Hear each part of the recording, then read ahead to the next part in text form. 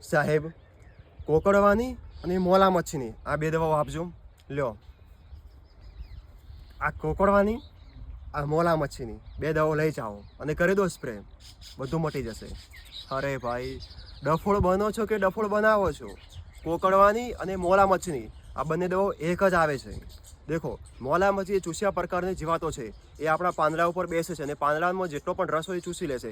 એના કારણે થાય છે કે પાંદડું કોકડવા જેવું થઈ જાય છે અને એ આપણા ખેતરમાં કોકડવા જેવો રોગ આવી જાય છે. તો ધ્યાનમાં એટલું રાખવાનું છે કે જ્યારે પણ કોકડવા હોય તેના માટે તમારે ચૂસ્યા પ્રકારની જીવાતોને ખતમ કરવા માટે જે ઇન્સેક્ટિસાઇડ આવે છે એનો યુઝ કરવો જોઈએ.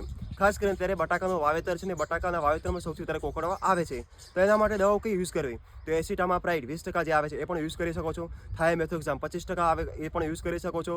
ઇમિડાક્લોપ્રિડ 17.8% આવે છે, 30.5% આવે છે અને અથવા વધારેમાં વધારે તમે ઇમિડા પ્લસ ફિપ્રો 40 જે એ પણ તમે ઉપયોગ કરી શકો છો. પરંતુ તમારે એસિટામા છે, થાયોમેથોક્સામ છે, આમાં તમારે પૂરું થઈ જતું હોય તો એ જ નાખવી, વધારે ઊંડું ઉતરવું નહીં. તો હંમેશા એટલું યાદ રાખો કે કોકડવાની અને મોલા મચ્છીની એક જ દવા આવે છે જે તમને કોકડવાની દવા કરીને જે પકડાવે છે એ હકીકતની અંદર વિકાસની દવા હોય છે. વિકાસ તમારે દવાની લગભગ જરૂર પડતી નથી. આપણે ખાતરો આપીએ છીએ તો સારો વિકાસ તો બટાકાનો હોય જ છે.